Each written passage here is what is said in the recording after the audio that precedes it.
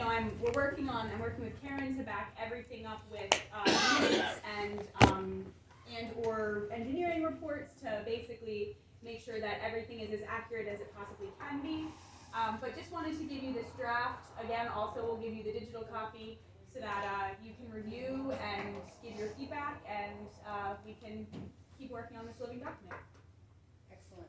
Feedback, the digital report, be a little bit bigger print for us all guys. I knew that was coming. And so, just for the That's a draft.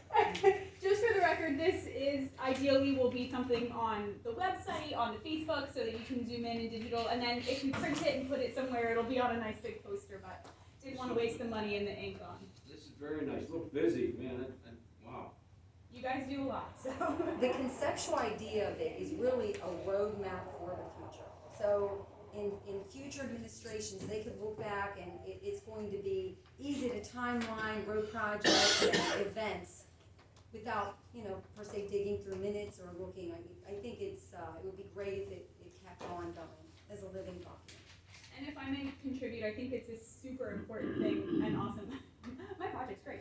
I think for townships to have, because it contributes to that institutional knowledge. As turnover happens, as people retire, in a glance, we can see what we've done and better plan where we're going. So anything you can contribute is super Very nice. appreciated.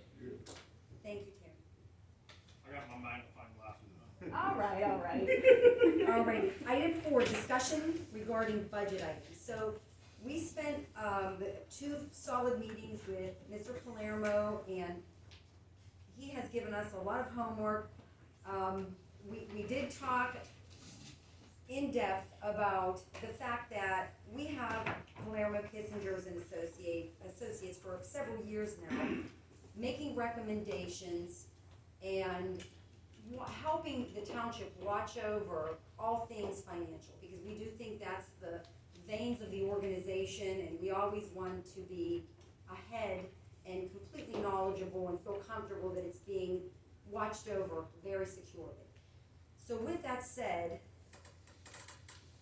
in Frank's budgeting process, what he does is make recommendations, and he carries them over through working with us for the last several years on what our long-term goals and objectives are. And with that said, he advises us on where we would be financially if we carried over our long-term goals and objectives. So with that said, Frank has let us know that some of the items that we wanted in past years and current years could lead us to a deficit in 2022 if we kept with the recommendations. So it's our job this evening to look at some of these items and discuss what we want to do to possibly cut to ensure either a less deficit or no deficit. So we can start off with the 2022 road projects. And again, Can I add something to your yes. comment as well? I like to have 3 budget meetings. The first budget meeting is, okay, what's your wish list? What does everybody want to do? Second budget meeting is, okay, here's what that wish list is gonna cost. Here's the homework or we recommend and think the wish list is gonna cost. Then we give to you supervisors, okay, what are we gonna cut, what are we not gonna cut? And then by the time the final budget rolls around, I believe it's a legal item to have a balanced budget for the year.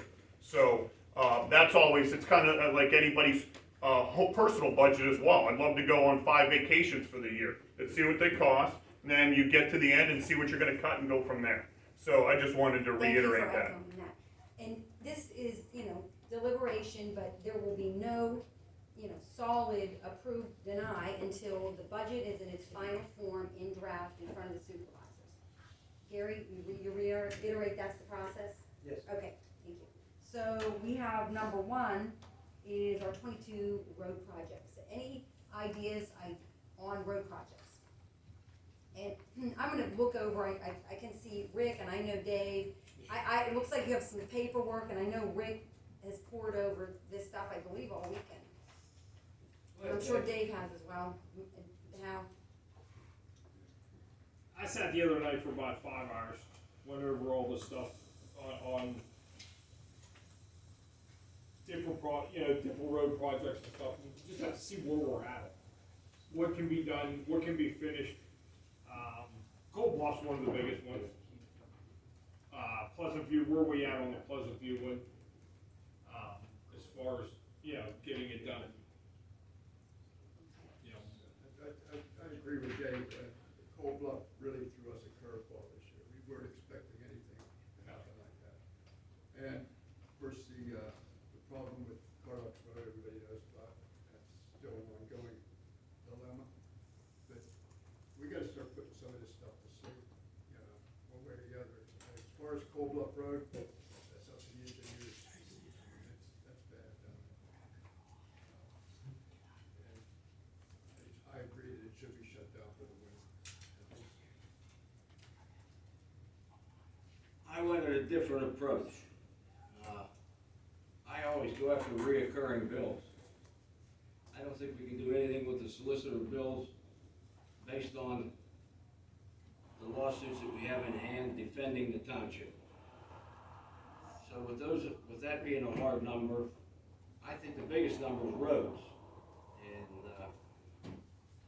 I jump back to Harshman's bill. And I tore Harshman's bill apart. But when you take Harshman's bill apart and take off the new developments, the work that he's doing, yes, he gets a big nut every month. It's public record. Last month, in the month of October, he had a $50,000 bill. $12,000 of it was escrow accounts. We get paid back that. Also out of that, there was $11,367 worth of completed jobs, plus several jobs that I want to put on hold, in my opinion. In addition to that, we had $7,500 in Mingo Circle sewage design, $4,200 in Philly El Raymond, which has to keep going. It has to be designed and approved. But if you take those items out, the township items that Harshman's engineering group is handling is a $15,000 bill. So with that being said, I went back and looked at roads. I didn't pick roads. I picked liquid fuel money, and I said that's the max I would like to see spent this year on road work. Our roads, when we touch them, snowball.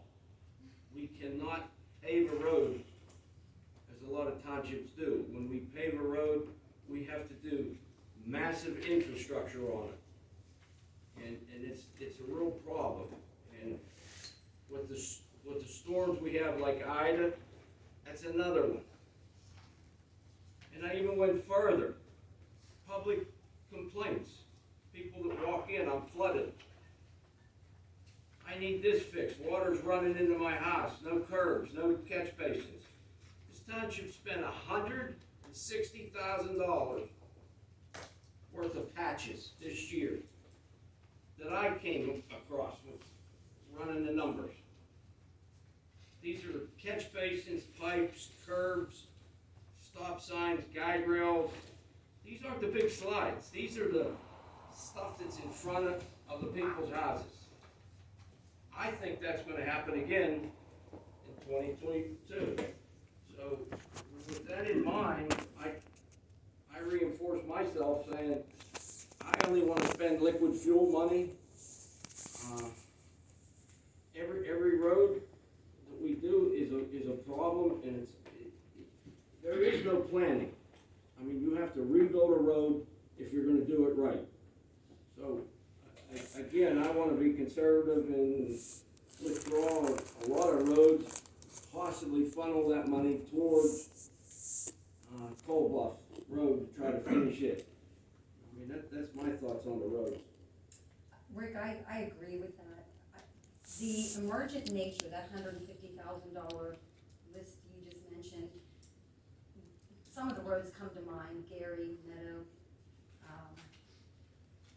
Gary Meadow, we did Oh yeah, curbing on here, I'll rattle them off. McShane and Thompson, Gun Club Road, Gary Avenue.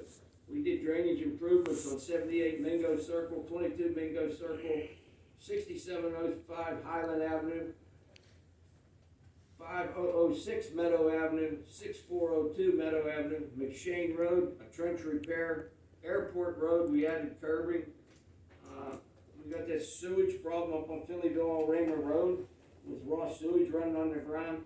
I mean, these are items you can't plan for. It's historic problem. Yes. These are all items that were budget. Right, and the problem is, you know, I know some comments have been, this is reactionary spending, and I don't know how you can plan for the future with the condition that all of the roads are in. And I know that, Sean O'Dowd has given us an estimate of $2.5 million for a portion of the township with historic roads, with antiquated catch basins and cross drains or deficient, no cross drains in a large portion of our roads. And I don't think, I mean, you have to really look at the long-term planning. That's gonna be difficult to plan and not have instances come up that are either safety or emergent in nature or a liability concern. So I don't know how to solve that problem consistently going forward, but I do agree with Rick that I would like to stick strictly with the liquid fuels money, and I do think Cold Bluff Road is something that needs completed. I agree, and also with the budget, adding an additional road crew guy is working towards doing stuff in-house, but doing stuff in-house is not free, and it's not a whole lot cheaper, sometimes it's more money than bidding it out. I ran some scenarios for the boards to look at in comparison to what we've previously bid. It's not just go out and put a couple basins in and cross pipe. I mean, we have to get Harshman involved. We have to get Gary involved for easements. I mean, I came up with about 25% more cost to do a job, to do it legal. And when we do a job, a township, I'm ballparking at 50% labor and 50% material. And it's not free. That's all I'm saying. And a lot of stuff we cannot do, but we're going to encourage the road crew to do more. We've got a lot on the plate. The Louisa Source Systems is bothering me.